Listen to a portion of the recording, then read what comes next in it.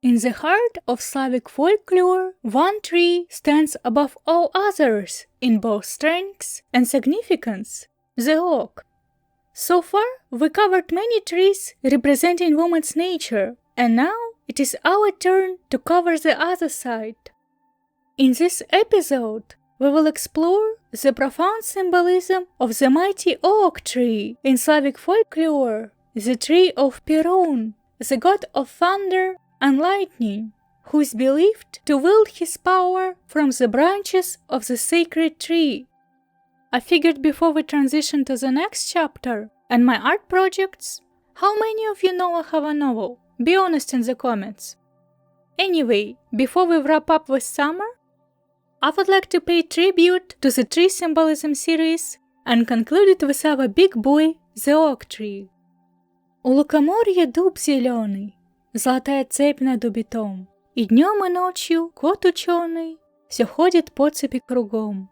Идет направо, песнь заводит, налево сказку говорит.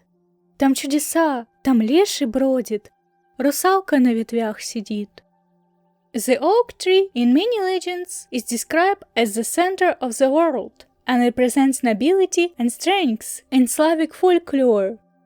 Its longevity and magnitude made it the symbol of authority and power to the common people. The oak tree was often referred to as Tsar tree or King tree, as you wish. The older the tree, the more honored it was. Its Slavic incantations usually describe Tsar and Tsaritsa of snakes sitting on the golden chair on the oak tree. An eagle, the king of birds, is known to inhabit the mighty tree, like in the tale The Sea Tsar and Vasilisa Premudraya. Oaks were planted near the estates of rich and noble owners after important historical events. In Polish, Wieniec dębowy, the oak wreath, is an alternative to the laurel wreath, symbolizing glory crowning victors and heroes. Many Slavic tales describe this tree as having golden leaves and golden acorns. Fancy! If you remember from my birch tree symbolism episode, boys were brought to the oak tree for the disease transferring ritual. Hence, it is easy to guess that the oak tree represents masculinity in Slavic folklore. What's even funnier is that some folk spells for impotence involve oak trees because of their qualities like strength and fortitude. I guess people wanted the same features for their thing as well.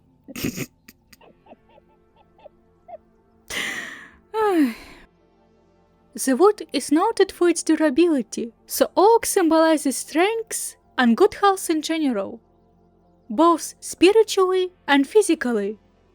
Oak was featured in rituals for treating toothaches with oak bark decoction and spells. Please give this video a like and share it with your friends to soak up those oaky house vibes. In legends, Dobrynya Nikitich and Ilya Muromets split the oak tree, demonstrating their warrior abilities. In some tales, the weapon of warriors is an oak tree torn out of the ground with roots. Young men in the family folklore would be called dubok, meaning a little oak tree. Continuing with all your manly man stuff, the noun dubina means a club, and one of the most popular weapons for warriors is formed from the noun dub, meaning an oak tree. Turning a man into an oak tree is a popular theme in fairy tales.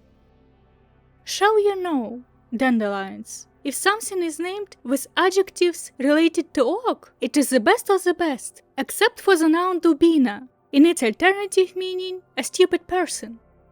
The oak tree is connected with the sky and higher power, so during the thunderstorm, people avoided it, as Perun would strike it first. Again, the oak tree is associated with Perun, the Slavic god of thunder, if you didn't forget.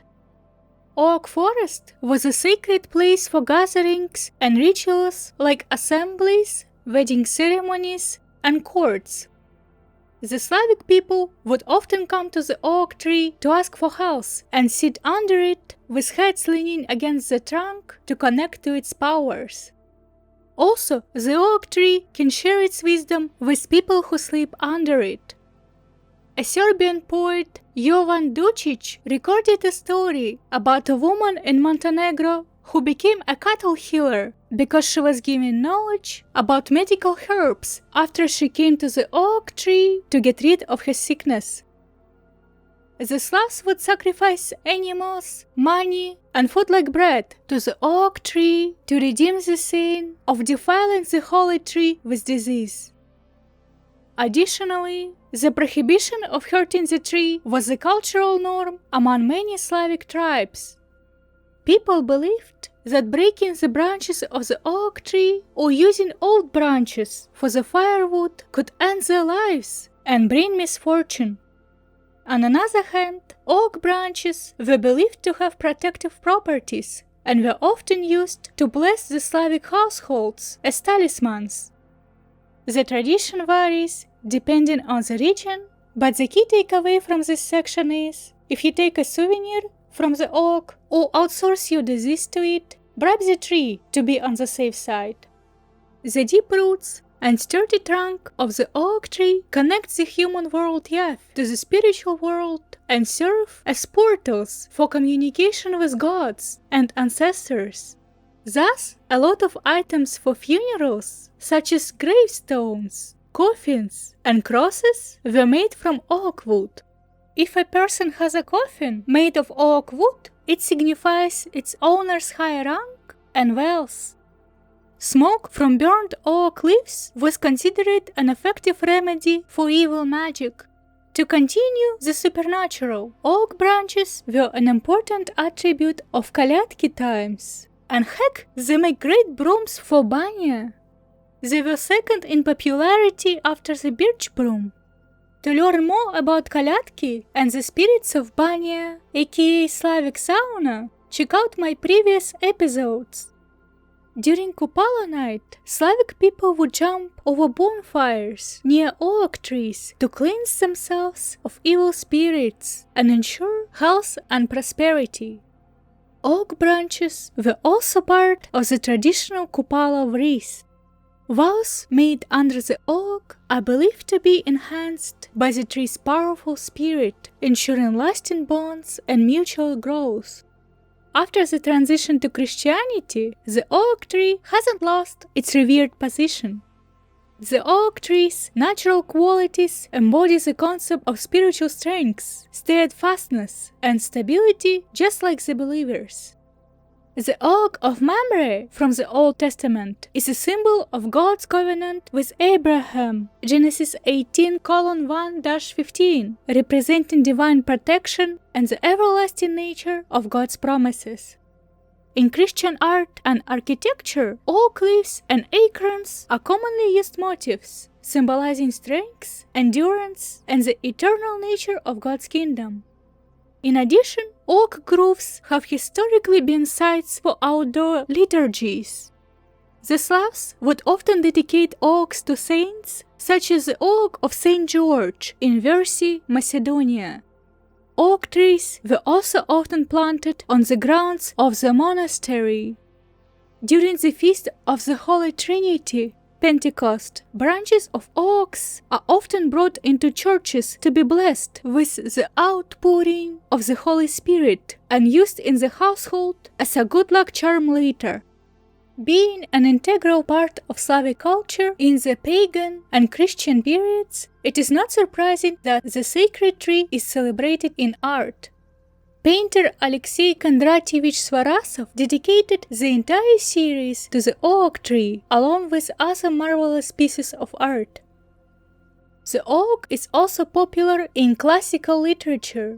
Nikolai Gogol describes the oak grove in the story Evenings on a Farm near Dikanka.